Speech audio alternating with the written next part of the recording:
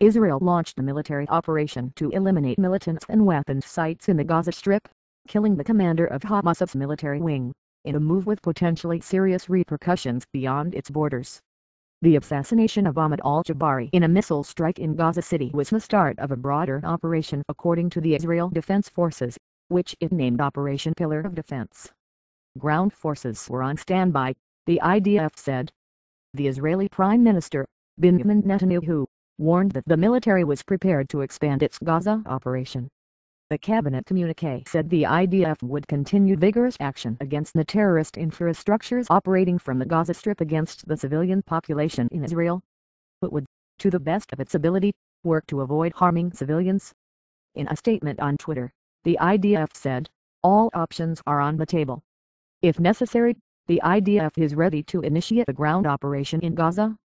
The Israeli Navy also confirmed that its gunships had fired shells into the Gaza Strip, and there were unconfirmed reports of an incursion in the south of the Gaza Strip late on Wednesday.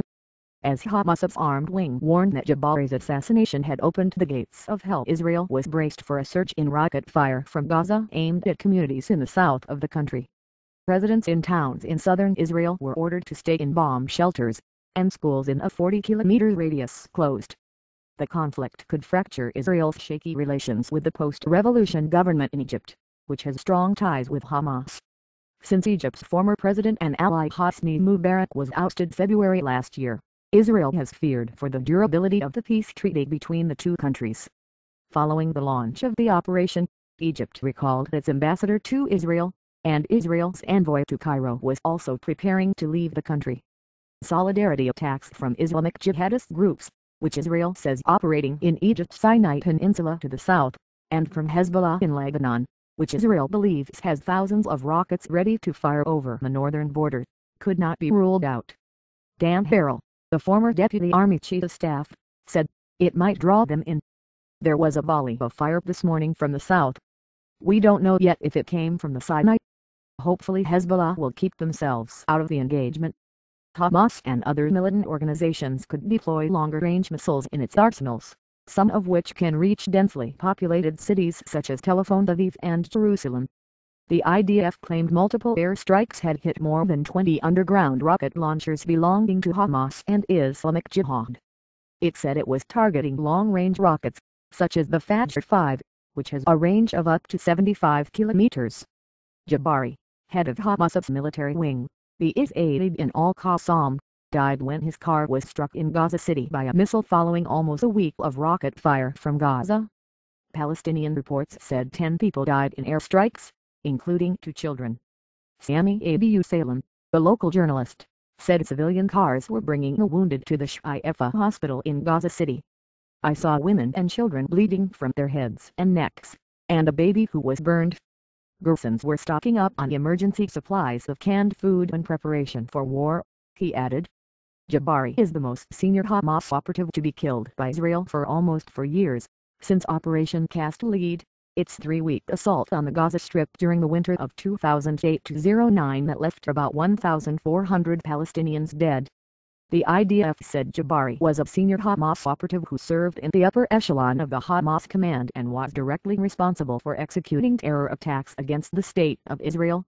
Its operation was intended to severely impair the command and control chain of the Hamas leadership, as well as its terrorist infrastructure. This was a surgical operation in cooperation with the Israeli Security Agency, that was implemented on the basis of concrete intelligence and using advanced capabilities. According to Reuters, calls for revenge were broadcast in Gaza after the air strikes. Israel has declared war on Gaza and they will bear the responsibility for the consequences, Islamic Jihad said. The Associated Press reported that plumes of black smoke wafted into Gaza City's skies following at least 5 airstrikes, in an atmosphere reminiscent of Israel's large-scale 2008-09 attack on Gaza. Outside the hospital where Jabari's body was taken, thousands of angry Gazans chanted retaliation and "We want you to hit Tel Aviv tonight." Israel had warned for several days that it may launch an offensive in Gaza after more than 130 rockets were fired by militants in recent days.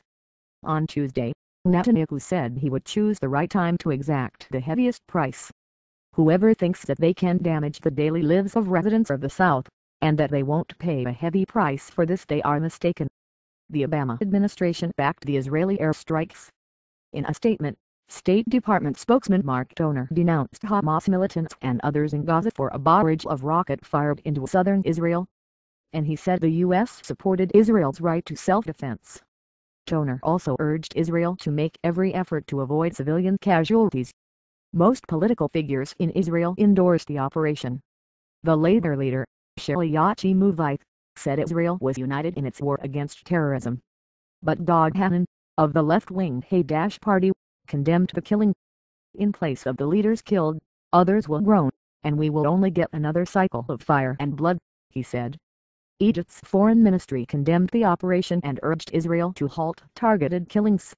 The Freedom and Justice Party, the Muslim Brotherhood's political arm, called the assassination a crime that requires a quick Arab and international response to stem these massacres against the besieged Palestinian people in the Gaza Strip. A spokesman for the Iranian Foreign Ministry also criticized the killing. The UN General, Ban Ki-moon, called for an immediate de-escalation of tensions, and the Palestinian President, Mahmoud Abbas, was reported to have called for an urgent Arab League meeting.